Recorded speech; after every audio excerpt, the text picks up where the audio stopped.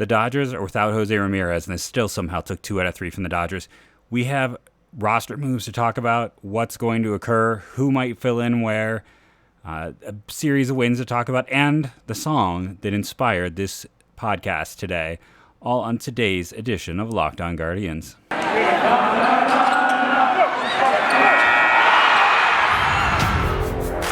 You are Locked On Guardians, your daily podcast on the Cleveland Guardians, part of the Locked On Podcast Network, your team every day.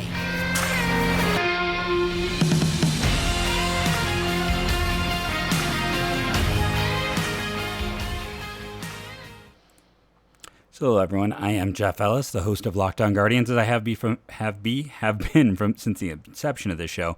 There was a bit of a time where I was both the host of this podcast and the lead draft and prospect analyst at 24/7 before they axed baseball. Before that, I was at Scout, before they went bankrupt, and before that, I was at Indians Baseball / Indians Prospect Cider before they joined Scout.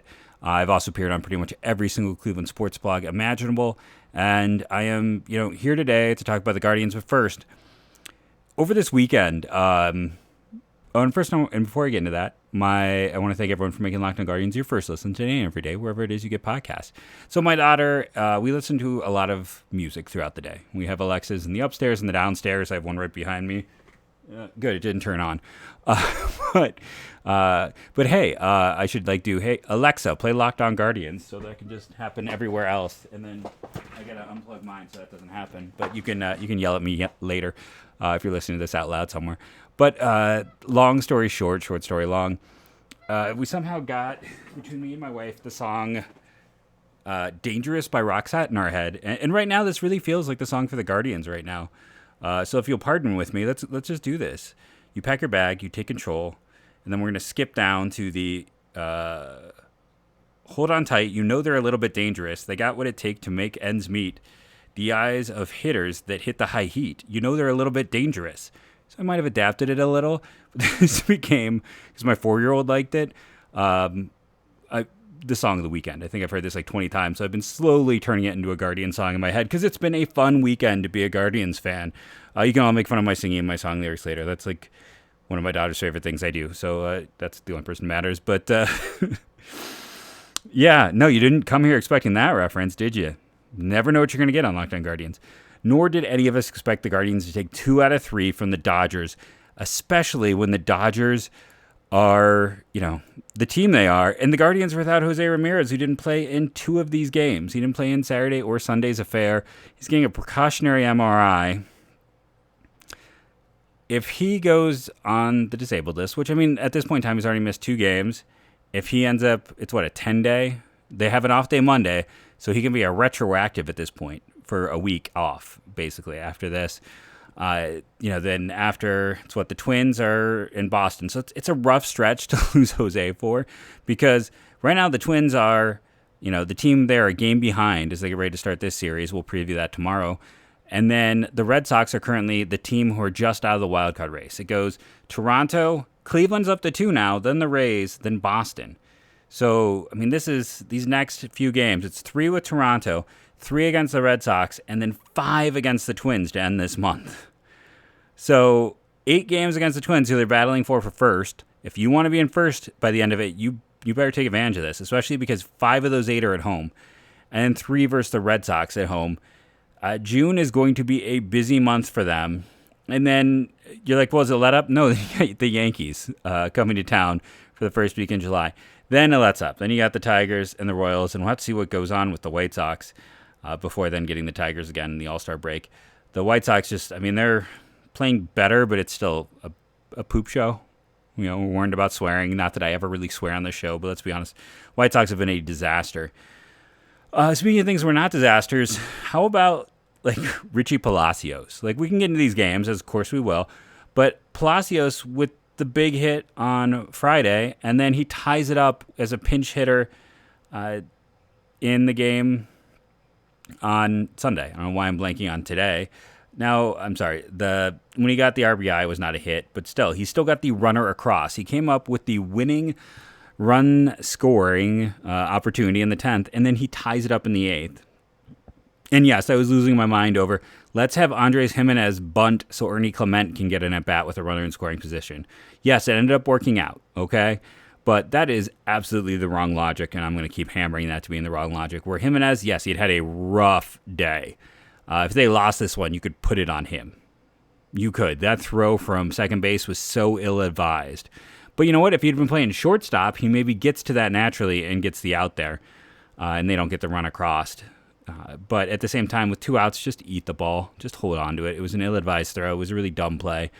But again, you know, he got there because the shortstop couldn't get to it. Now, if he's at short, he gets there. So, yes, terrible decision-making on his part. Also, terrible decision-making in how that roster is put together. Not the roster, how the lineup is put together. Let me correct that. The roster is quite good. So, let's just dive into the Friday game. This is one that I had very low hopes for. And yes, everyone came back at me, and I'm like, hey, that's now 4 quality starts for Plesac in a row. This is the most exciting one because that's a good Dodgers team. It was either the Dodgers aren't that good, or he got everything hit hard, and he got lucky. And I'm like, it is interesting how much people pull out the hard hit data for Plesac, yet don't pull it out for Quantrill when like he's also gets hit pretty hard. Not as much as Plesac. That's in fairness. And I'm not saying again Plesac is good or great. Like 6 innings, 1 hit is fantastic. I don't know how you manage 1 hit on 1 run. On 5 hits, 2 walks, and 1 strikeout. Like yes, he was incredibly lucky. Bottom line, Hench's fantastic. Trevor Stephan, nice to see him rebound. Anthony Gose, who I've been ripping on, picks up the win, goes an inning, gets 2 strikeouts, and he's brilliant in that. And Neil De Los Santos, who's been fantastic. I mean, again, the free agent addition, he is the best free agent addition. Don't at me about Shaw, because when you look at relative cost to production, if I had to pick between them right now for the roster spot, I'm still leading to De Los Santos over Shaw. But bullpen does its job. Plesac, I mean, he does his job. No matter what you want to say, he got it done in this one.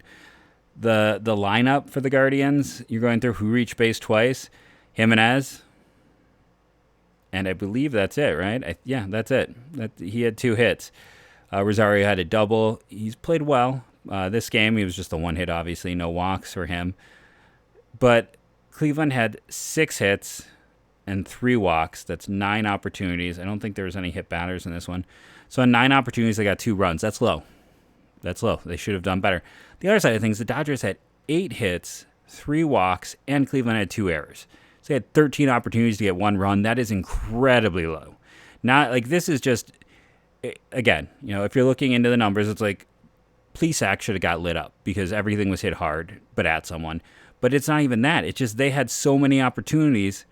They went 1 for 13, for instance, with runners in scoring position. It was just a disaster show. And of those, we talked about this with Colorado. I think it was the last game, or maybe it was like the I can't remember. But recently, it's like there was a point where a team had a bunch of hits. They had like 12 hits. But the problem was 8 came from 2 guys, and then no one else around was doing anything to bring them home. Bellinger had 2, Turner had 3. That's 5 of your 8 hits, and unfortunately for them, they couldn't put anything together with those 2 guys outside of that. So Bellinger did have the home run, which was the 1 run, but.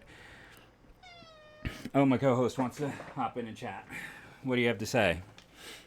Any comments, Nacho? Yeah. He was enjoying the series as well, I think was the takeaway. Another one where it's also interesting, the difference in pronunciation, because I was listening to the Dodgers broadcasts. And it always makes me conscious because everyone rips on my pronunciation, so I'm not going to rip on anyone else's. But I'm like, wait, who's right? Now that's going to live in my head. Now I'm not going to know which way is the way I'm supposed to actually say it. Josh Naylor getting a stolen base in this one was one of the biggest surprises for me. Did not expect that. But yeah, the box score bingo I did, we talked about who reached base, 3 stars. Well, you're given 1 to Plesac and 1 to the pen, in my opinion. And then it comes down to, who do you want to give the final 1 to? I lead to Palacios. I mean, he got again, it wasn't a hit, but he got the sacrifice that got the run across, and then Cleveland was able to make that hold up to win this one. So, yeah, I'm going to give it to him. He had the big hit, and he would continue to be a force for Cleveland this weekend. We're going to take our first break here. We'll come back, talk about games 2 and 3, and then talk about what do you do with third base if I almost gave it away there. What do you do with third base if Jose Ramirez has to go on the disabled list for a week or so? And our fantastic sponsor today is Athletic Greens. I've talked about them many times. They were nice enough to send me a sample. First off, not every sponsor does that. That is only a sponsor that believes in their stuff. It comes in a beautiful box with beautiful items. And I say beautiful because I used all of my Athletic Greens. It was something I used daily because it was a product I enjoyed. I still use it daily. I use the tins even after I got done with the product for other things. It's good. It's just everything about this product is nice. What it comes in on the outside is great. What it does for your insides is fantastic. It makes you feel better. It's loaded with nutrients. It is a socially conscious company that gives food to kids as well. They donate to organizations to help feed children. They are a climate neutral company. It is a good company. It is a company doing good and doing good for your body. And right now, to make it easy, Athletic Greens is going to give you a free 1-year supply of immune-supporting vitamin D and 5 free travel packets with your first purchase. All you have to do is visit athleticgreens.com/MLB Network. Again, that is athleticgreens.com/MLB Network to take ownership over your health and pick up the ultimate daily nutritional insurance. Remember to go check out the Locked On NBA mock draft. June 23rd. We all love drafts here in Cleveland. It should be like our own version of a national holiday. But, go check that out. Make sure to see what the Cavs are going to do with hopefully their last lottery pick in a long time. So let's get back into this series. So, the win was unexpected. And, for me, I was kind of if that's all they get, I'll be fine with it. Saturday, not so fun. This was an ugly affair. Quantrill gave up 10 hits in 5 innings and a walk, only struck out 4. Anthony Castro, who was called up for Connor Pilkington because soon Savales should be ready for his next start, is the thought process. Castro will probably be down at some point on Monday. You'll get Castro down. You'll get Fran Mill up. We'll get into my projections in a moment. Anthony Gose gave up an unearned run on a walk and 2 strikeouts. Nick Sandlin had a walk and 2 strikeouts. And then Henches, another strong outing for him. It's good to see that. Errors by Rosario and Sandlin. Problem was they had 2 hits. Rosario and Gonzalez had the only 2 hits. They only had 2 walks. So that's 4 opportunities. It's weird. Not weird, but we've seen so many hit batters this year. There wasn't any in these first 2 games. So Cleveland had 2 hits, 2 walks, and an error. That's 5 opportunities, 1 run. It's a little bit low, but not unsurprising when you've got just the 1 extra base hit. Other side of things, Cleveland had 2 errors again. I mean, they've been just so sloppy. It's the amazing thing. They're winning these games, but multi-error games almost every game. 11 hits by the Dodgers, 6 walks, so that's right there, 17 opportunities. 2 errors, 18 opportunities. 7 runs on 18 opportunities is pretty good, but when you consider the fact they had a home run, a triple, and then 3 doubles? It could have been an even worse loss. Julio Arias he has some issues in his past, let's put it that way. Not necessarily someone I would want to root for if he was on my team. But he's an interesting guy just because, he was at 16 when he was on the cusp of the majors. I remember following him in the Dodgers minors, and just injuries mounted. He became a forgotten guy, and now he's showing that guy where he was at 17 or 18 when he was really first day in the big leagues. Phil Bickford in this pen is just kind of interesting because this pen, we talked about it a little bit on Friday's show with Paul of Locked On Rockies. He talked about Yancy Almonte going other places to become effective. Bickford's another guy who he didn't leave Colorado, but was he a Brewers first rounder or a Giants first rounder? He started with one and then got traded to the other. I'm not sure the exact order, but he's found a home in the pen with the Dodgers. Man, this is a game where it's who do you even? Rosario did reach base twice. I know I skipped that, so he's one of your 3 stars in this one. I can't really give it to anyone else offensively, so you're okay, bullpen. Well, I can't give it to Castro, Quantrill, or Ghost because runs came. So Sandlin didn't go a full inning, so give it to Henches. And then even though Gonzalez had 3 strikeouts, he still gets the 3rd star because there was nothing in this game. It's Owen Miller had a walk as well, but he also had 2 strikeouts. It's Rosario was one of the easy stars in this one because of the reaching base twice and having an extra base hit. But he also had an error. And it's Sandlin was only 2/3 of an inning, and he also had an error. So you're just kind of and, Rosario's error led to another run. So, you could almost say this is a no-star game, honestly. No one really stepped up. But with the lack of anything else to do, you give it to Ahmed, you give it to Gonzalez, and you give it to Henches. It was an ugly one. It was one of the uglier games of this year. It wasn't really fun to watch. There was nothing fun going on. It was not fun. But it gets balanced out by Sunday, which you had good Shane Bieber again. And yes, the Dodgers team is leaving a ton of guys on base. But he goes 6 2/3, 2 runs earned, 3 total on 7 hits, 1 walk, 9 strikeouts. Again, the strikeouts, the important thing. His velocity still isn't back up, but he is getting those across. And that unearned run, that is what I talked about with Andres Gimenez earlier. Just that terrible throw. Like, that he just needs to hold on to it in that situation. Eli Morgan had 1 hit and 1 walk in 2/3 of an innings. They ran him out there for an extended, and that's why, like, he is so valuable in the pen. Why I would say, he shouldn't be moved out of that. I had someone I was saying maybe he should be sent down. I'm like, what? Are you a fan for another team? I couldn't understand exactly what they meant. Class A would say 15 in this one. Craig Kimbrell just isn't very good anymore. Like, can we be honest about that? Like, if I were to pull up his data in front of me, it's like, go look at his data. Like, yes, he was good with the Cubs in half a season, a very short sample size a year ago. But, I mean, for the past few years, he's been largely ineffective. There is this thought process. I clicked on the wrong link. That, relievers tend to age better and this or that. But we've seen with, like, Cody Allen was retired before 30. Like, wasn't he? Wasn't that the case? Andrew Miller. Just looking purely at, like, his WAR. So he's been worth negative WAR this year, a 0 WAR last year at the White Sox, 2.5 WAR with the Cubs. In 2020, negative WAR. In 2019, negative WAR. You go back to Boston 2018, that was like his stretch. He was excellent with Atlanta. And then essentially, the minute he got to San Diego, he was okay in that first year. But it was a down year, first year in Boston. He made an all-star team. Kind of fell apart in the second half. And then, he had 2 good years. And then really outside of that half a season in Chicago, this guy hasn't been that good since he hit 30. He just hasn't been. I don't know if it's overuse. I don't know if it's just being a 2-pitch guy and things have started to back up on him. But, yeah, he is not good right now.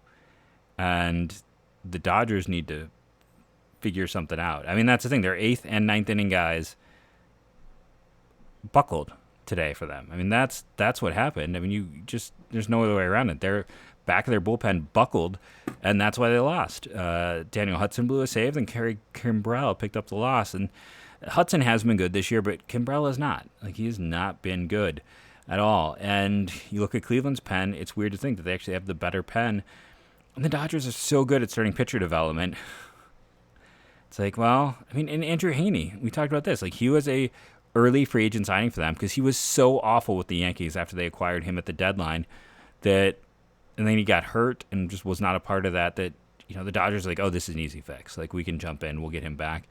But, yeah, this is another one. It's like Yancy Almonte, Graterol, who worked out of a bases-loaded jam for the Dodgers in the 6th.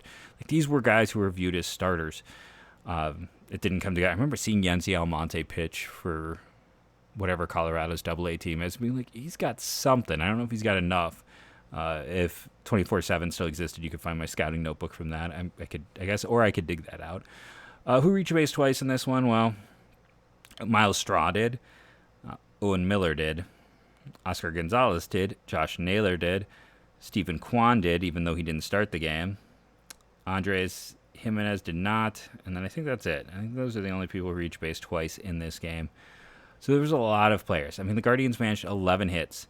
They also had 5 walks and an error. So they had 16 opportunities, and they got 5 runs. That's in line. It's a little bit unusual, though, when you look at that they had 1, 2, 3, 4 doubles and a home run. So they had 5 extra base hits. Then you look at it, it's like, okay, it's not quite an even matchup. The other side of it is 8 hits, 2 walks, and an error. That's 11. Cleveland, actually, I got that wrong. I'll get back. So it puts us in the middle of this one, 8 and 2, 11. 3 on 11 is a little low, but it's not terrible. So Cleveland, I said it was 11 plus 5, 16, 17. Intentional walk makes 18. So 6 is the average. So both teams were a little low. They were close to the average, but a little low. Cleveland's is weird. just because of all the extra base hits. On the other side of things, there's only 3 extra base hits for the Dodgers. Both teams pretty terrible with runners in scoring position, but Cleveland gets it across in this one. Comes back from behind multiple times. They were down 2-1. They tied it up on the Oscar Gonzalez with his first home run of the year. First major league home run. Not even the year, first major league home run. And then they immediately get the run back on that error. Guardians immediately tie it. And then an immaculate inning by... Not immaculate. I got to watch it because immaculate is an actual term. It's a specific type of inning. That's not what happened here. But clean sheets the rest of the way, and Cleveland gets 2 in the 9th. And, yeah, for all the negativity with Miles Straw again. So I insulted him at Rosario, and he's gone on quite a tear. Now, this series, he was solid. He wasn't anything spectacular. It wasn't as good as, Colorado, he was a man possessed. I ripped on Brian Shaw signing on 2 podcasts in a row, and look how that's worked out. I keep getting pinged by, I think it's Zach who keeps pinging me about the fact that I talked about Kyle Farmer being a quad A guy. Now he's played at an all-star pace since then. People were pointing out Anthony Gose I ripped on, and that's turned around. Zach Plesac was the infamous, I made a whole video titled Anything But Pleasing, Plesac Anything But Pleasing, and I got my first negative statements on, that made me think did Zach Plesac or a family member of his find this video? But the long story short here, short story long, I apparently have an insulting touch of gold. So Miles Straw, it's a bigger situation with him right now. Yes, he reached base twice in this game, and he helped in that big, getting those 2 runs across, and he even, because he walked in the 8th. It was more of he walked there and then nothing came of it, but still, decent game by Straw. But batting him lead off is just a disaster, and especially when Jose Ramirez is down, moving up Owen Miller, who is he had 2 hits today, but who's also been in decline. This doesn't make any sense. Naylor with Kwan out, your 3 best hitters currently are Naylor, Jimenez, and Gonzalez. Figure out an order to bat them. If you want speed at the top, I don't know what to tell you. Stephen Kwan, he had a hit and a walk today, but his OPS he's getting close to falling below league average, and Mercado is just awful. If they're gonna call back Franmil, which we know is gonna happen, Mercado, they're overplaying him just like they're overplaying Clement. And yes, I get it. He had 2 hits today, but they bunted their second best hitter to give him a chance of the runner in scoring position, and that didn't work. And he's still overexposed. And we're gonna, in segment 3, we're gonna get into what I think is coming in terms of roster moves and what they need to do, because there's gonna be probably 2 to 3 tomorrow. Before we do that, let's talk about who are the 3 stars in this one. I think I give one to Shane Bieber against this team to go 6 1/3 innings, striking out 9, giving up 2 earned runs. That's one. I'd be tempted to give it to Morgan, but there's so many strong performances throughout the whole thing. Oscar Gonzalez getting a walk in the 9th in that situation where he had to lay off stuff and having his first big league home run, and that walk was not insignificant. The Dodgers were not happy with it, but it was good on him. He gets one of them as well for me in this game. And part of me is tempted to give it to Palacios, who just keeps coming in with the big hits. But it comes down to Naylor or Miller, and I'm going to give it to Naylor, who had the big hit in the 9th inning as this team was trying desperately to get out from a tie game and not go to extra innings when this bullpen has already been kind of worked heavily in this series. So seeing everything happen, I thought was, Miller does lead off the 9th with the strikeout. Then you get the Gonzalez walk, the double by Naylor, then the intentional walk. And then Andres Jimenez, arguably the best hitter with runners in scoring positions, gets the single to break up the tie. And then the sac fly by Ernie Clement, which, again, why did that ever get explained why he got to challenge when they don't have a challenge left? Umpire reviewed. They ended up basically, instead of very classic situation where you had some bad umpiring who didn't know their own rules, is what it felt like, and they gave them an extra review that they shouldn't have. Yeah, it's fun. They took 2 out of 3 from the Dodgers. Nobody was going to bet on that. No one was expecting it. Like when I skip, I sometimes accidentally look at the chat on the Score app, and that's like a mistake every single time. But you just see all the betting talk in there. But yeah, this was it was a good series for the Cleveland Guardians. I mean, 2 out of 3, you'll take that every time, especially against a team like this. I guess I'd close that out without giving but it's Naylor, it's Bieber, it's Gonzalez. Those are our 3 stars in that one. We're going to take a break here, come back, and talk about what might go in terms of roster moves on the off day. And then we also have our friends first, though, at betonline.net, your number one source for all of your betting needs and sports info. Find all the latest sports, league news, reviews, and news, including this year's NHL playoffs and Major League Baseball. BetOnline is your continued source for all of your sports wagering information, live betting, esports, and scores. And BetOnline.net remains the best spot for all of your sports scores, podcasts, and news this season. BetOnline.net is the fastest and easiest way to check in on your favorite sports and events, including MMA, boxing, and golf. Head to the website today or use your mobile device to learn more about the trends in action. BetOnline, where the game starts. And as I said in the app, apparently this was a great game to bet the under with the Guardians. On Sunday, people were very happy, especially in-game betting. World I don't know as much about, but yeah, go check out BetOnline if it is.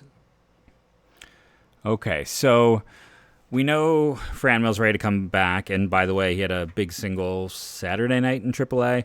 James Karinchak pitched a nice inning in that one as well. His first kind of like effective inning. It's been pretty ugly for him in AAA, so it was nice to see him play well, because I mean, until sticky stuff got banned, he looked like a top 10 reliever in baseball. He would have been listed as like one of the most valuable assets this team had.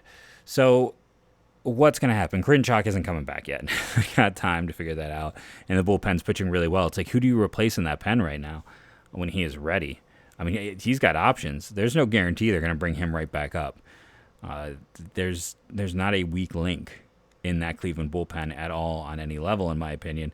Anthony Gose is your risk reliever. If you send him down, it's again another lefty. So he's not going anywhere. I mean, Nick Sandlin is probably the next weakest guy. And if you're like, well, Anthony Castro, remember too, you can no longer have 14 pitchers on roster.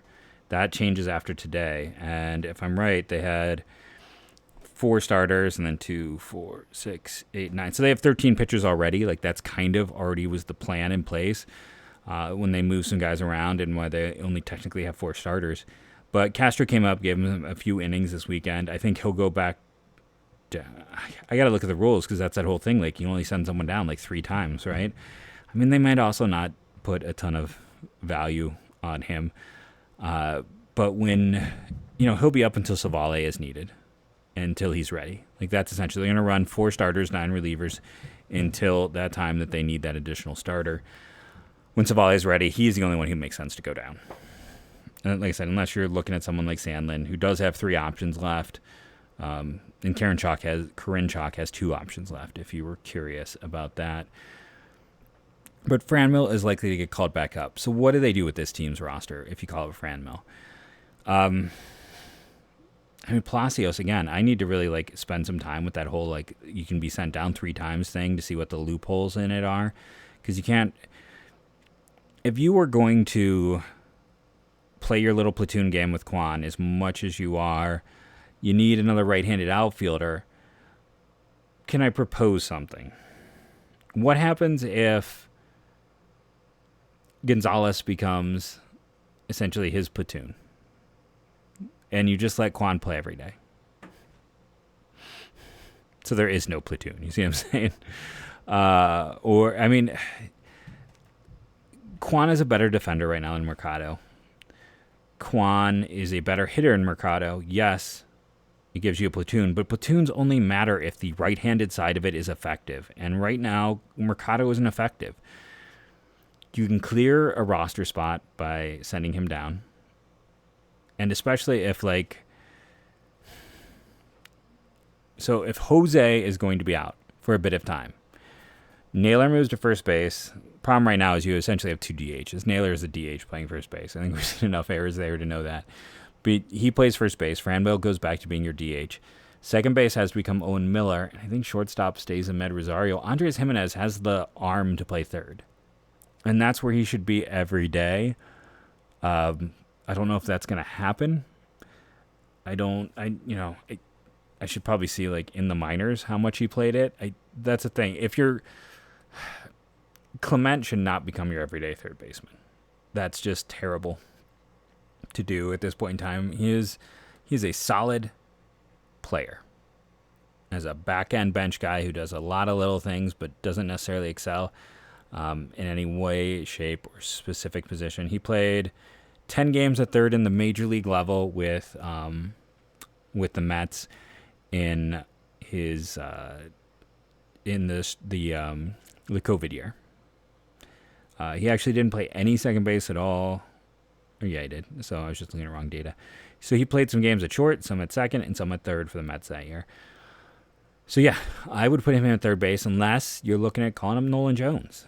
And then, I mean, personally, right now, I look at this team, and you have to look at the fact that some guys like Stephen Kwan and Owen Miller in particular are, I don't know if it's fair to say cratering, but, they're not performing super, super well. Owen Miller's down to a 105 runs created plus. His BABIP is still high, meaning he's still been lucky. There's still some more room for kind of that regression. He's been worth 0.9 WAR, but yeah, the high performance is kind of slipping back. I think, again, he's probably good for like a 110. He's that guy who's probably too good to be a backup but not quite strong enough to be an everyday guy. And then if I'm just looking at his splits, I don't know if you get value with him being a platoon player. Problem is, let's just look at this year. Let's just see how it's been. Because it's interesting that, because last year was such a disaster that all the numbers are going to be dragged down by it. But, it's interesting that he gets the benefit of the doubt. Now, against lefties, he is better. Righties, he's been about league average this year. Lefties, a step above. So, maybe there's a way,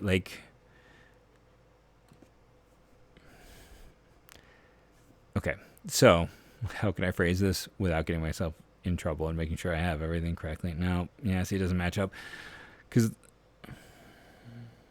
Because Rosario is the other guy who, honestly, it's statistically is quite, and this is what's annoying with having him in too, is his platoon throughout his career against right-handed bats is significantly lower against lefties. He's a guy who probably profiles long-term with another team as maybe a platoon bat because his defense isn't good enough. So if you come down, 125 versus lefties, 79 versus righties for his career for Rosario. So he's probably better as a platoon. And when we're facing a right-handed bat, he should never hit second. I don't care. He should for as much as Tito's obsessed with platooning Kwan and platooning Jimenez, the fact he does not platoon Rosario is just a bit of a mind, head scratcher for me, or at least move him down in the lineup. So, obviously, Rosario can't play third base because he can't play anything other than short, and he can't really play that all that well. So, if Jose is down, do they feel comfortable with Andres there? Or do they play Clement? Or do they call up Nolan Jones? And if you call up Nolan Jones, then how do you play this team? How do you get everyone at bats? To me... And again, I know it's going to seem like I'm pushing an agenda to a degree when I discuss this, but when I just look at this team, it's to me, if you're going to look for guys you can piggyback, Naylor and Miller as a first base platoon is not the worst thing in the world. Andres at second base. We're stuck with him at short. We just got to live with it and eat it for now. Nolan Jones at third, DH Franmil. I assume either Palacios is going down or Mercado, but it's probably going to be Palacios so they can keep their platoon with Kwan and Mercado. And you've got Oscar in one spot, and your center fielder is then Miles Straw.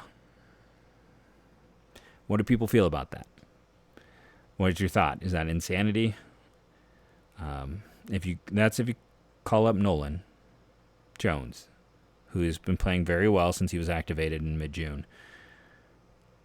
If someone's out there being, what about Ty Freeman? Ty Freeman doesn't have the arm for third base. Ty Freeman is second base only. The arm is fringe at shortstop, and they're not going to put anyone at shortstop outside of Gabriel Arias, it feels like, other than Ahmed this year. And we'll have to, and you're not calling up anyone who can't play third. So if they brought up another bat, of course, the problem is if you're bringing up Freeman and Jones, the assumption would be Jose goes on the disabled list. That opens your other roster spot. It doesn't mess with any of the 40-man implications. It's, like I said, likely Palacios sending down. So just something to keep in mind. My bet right now is Jose goes to DL and Franmil gets called up. Franmil plays DH. Ernie Clement plays third. And then we see something like that platoon. I think that platoon might come with Naylor and Miller, just because Naylor, again, we've seen the regression there over the past few weeks. He had a good game Friday, but he's probably better as a platoon bat. And that's not a knock. You can be a really effective player in that regard. But, the Naylor's still playing well. Maybe you don't want to platoon him, but it's a nice, I don't know if necessarily say nice problem to have. It's an interesting problem to have after years of having so many not great bats. That's the thing too. Honestly, throughout his career, Josh Naylor has a 166 run created plus against righties versus lefties is a 63. His K percentage against right-handers, 10%. Against lefties, 30%. And this is what drives me a little bit nuts with the way this team gets constructed. Is it's why does he stay in the same spot, no matter if it's a righty or a lefty, but we bench Andres? Why do we move out Kwan for a lesser defender and a bat who can't hit, but we don't move Ahmed down who can't hit lefties? And again, if you're going to play Naylor every day, that's fine. But very clearly to me, Naylor-Miller, if you platoon them together, is an all-star combination at first base in terms of the production you will get. You can also have Miller occasionally play other spots. And again, he's been close to league average this year against lefties. I think you'll see a little more regression in that overall number. But he essentially becomes your super utility guy, and it's just more productive that way. You're taking away from the worst parts of both these hitters, and you could have a very productive first base combo with them. You have Franmil at DH, who hopefully finds the Franmil of old. Andres at second base, and hopefully very quickly Jose is back. He's having the MRI. We'll see. And then Rosario is holding down that spot until the deadline. And I do think he gets traded at the deadline to some team. If the Angels were already short infielders, and then after everyone got healthy, someone immediately got hurt for them. And then, of course, Rendon is done for the year for them as well. And they fired Madden, and they're just kind of a disaster show. And the question is, are they going to really try to contend? But yeah, Fletcher is out with surgery. Rendon is out with surgery. They are sitting there running out on their infield. Andrew Velasquez, who, again, we discussed, is been wavered by half the league because he's a great defender but can't hit his way out of a brown paper bag. Tyler Wade is playing third base right now for them, who has not played well of late. And they brought back up Louis Rengifo, who has not played well. If that team wants to contend, they could use assistance from the Guardians on any number of levels. I'd have to really revisit what would even make sense as a trade component right now, as they've also, they're not playing some of their best prospects. They're moving guys around. They're kind of a disaster show. But again, the Angels make a ton of sense. That's a team I still think makes the most sense in a long-term situation for the Guardians. And I think the one thing holding up any deal is I really think that the only other reason they could be insisting Rosario play short is long-term. They feel like Arias and Jimenez is the better up-the-middle combo. But, we'll have to wait and see. It's something to watch. At the end of the day here, as I go nearly 40 minutes, man, I'm going too long on these.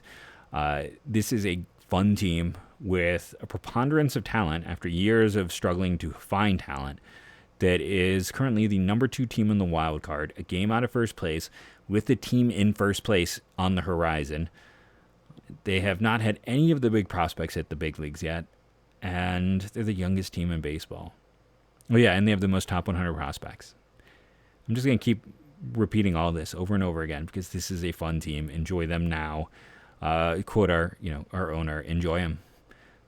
I've been Jeff Ellis. This has been the Locked On Guardians podcast for Monday. Rate and review, subscribe on the YouTube. All of that helps so much. And as I end every show, go Guardians, go.